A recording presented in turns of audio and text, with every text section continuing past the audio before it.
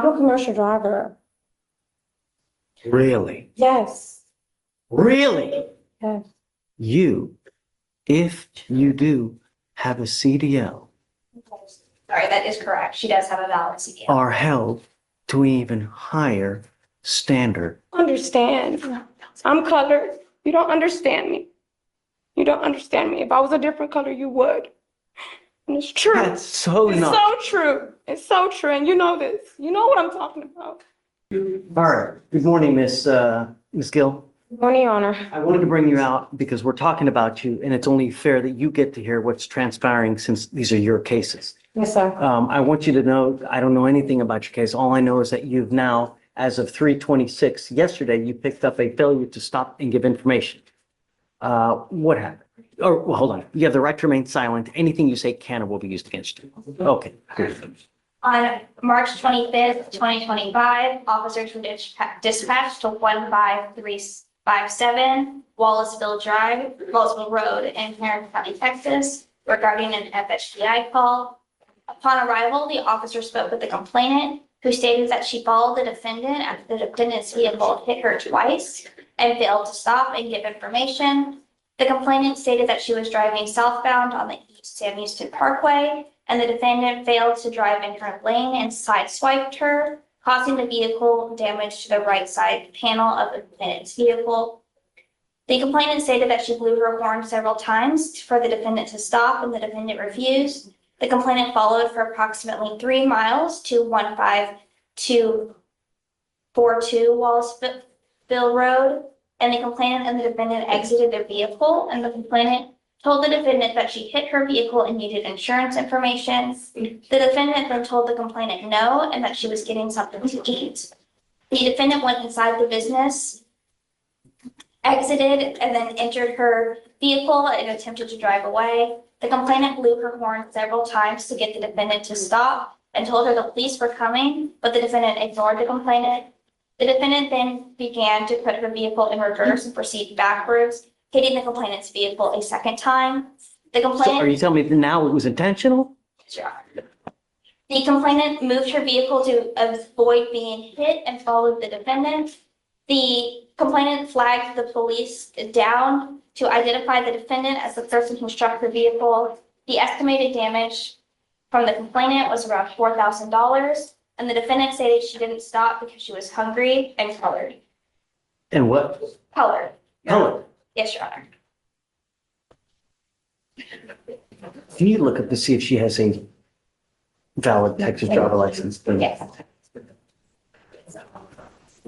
Ms. Gill, I'm going to find that there is sufficient probable cause to go forward with your case. Not only are you on a felony probation for assault of a peace officer, not only are you on felony probation for injury to a child under 15, but you pick up, after both of those, an evading arrest in a motor vehicle, and now an FSGI. I am taking away your privilege to drive. You will now be signing an affidavit with me today, promising me you're not going to drive. I don't give a rat's behind what your excuse is. If I find that you drive in violation of this affidavit, I will have a contempt. I can have a contempt hearing. I can have a contempt. After.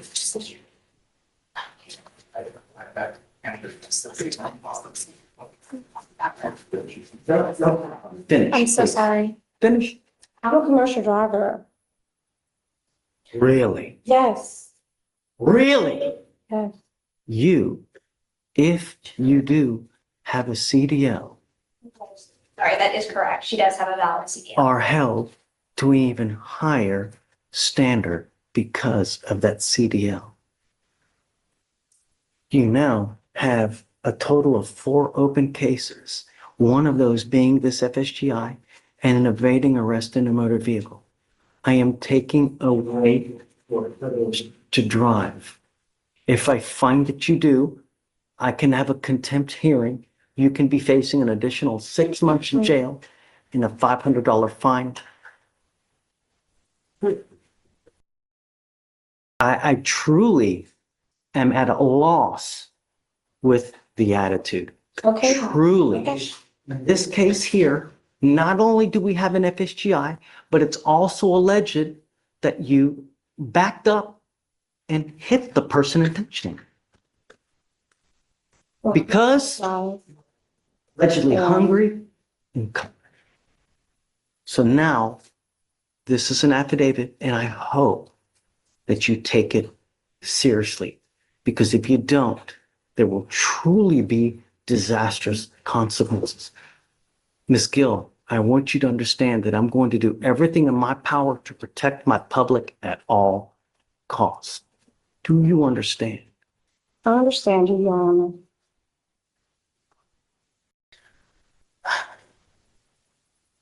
May I make argument for a PR bond, Your Honor? She's made a bond in the felony already. And even with the affidavit to not drive, I expressed to her that that was a possibility of a bond condition. I've spoken with her. She has family members who can help her get to and from court. She's a single mother of 2 children. She has lived at this address here in Houston for the past 5 years. She lives with her mother. She lives with her younger brother. Has lived in Harris County her entire life. And she has, in these felonies, she's actually applied to be put in mental health court because during this incident and the felonies, she was unmedicated and she has a history of mental health diagnoses. And so as a client of the Harris County Public Defender's Office, we have every intention of getting her treatment for those mental health issues. But she's already made a bond in the felony, and she is willing to abide by any condition that this court will impose on her. It's down to the difference between $0 and $100. And So I appreciate your argument. She's technically, you are right on bond. My feeling is that these felony courts probably do not know that she has now picked up this case yet. So I don't know what, if anything, they're going to do when they do discover this. I find, Ms. Goucher, right? Is that what, Ms. Goucher? I really appreciate your argument going to bat for her, but I think with her demeanor, her attitude, her reckless and wanton action on the road, is that you are a danger to the public, and your bond is now set at 1,000, and I'm going to raise it to 5 because I think that you really are a danger to the public, and your attitude shows us and tells me that, hey, I'm going to do what I want to do, and that's it. And that's always, I mean, really, don't say anything. how many people died this weekend on the road because of the reckless and wanton actions? All we want are our streets to be safe. You're not helping me, Your Honor. You're not helping Don't say me. anything. I'm struggling. I'm a single mom, and I've been struggling with the courts for years already, and I'm tired of this. Okay? I was beat, okay, in front of my children, and I was thrown on the ground like an animal, okay? And I'm tired of this. I'm tired of all of this, okay? In front of my children. My children have trauma, okay?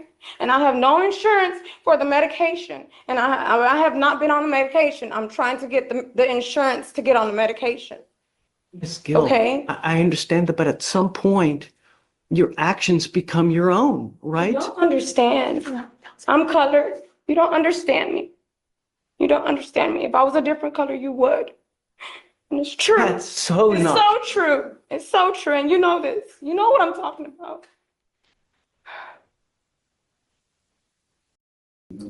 I call out discrimination when I see it on a daily basis, ma'am. I don't care who it is. I don't care what color. If they're a small farm animal, I don't care. I call it when I see it.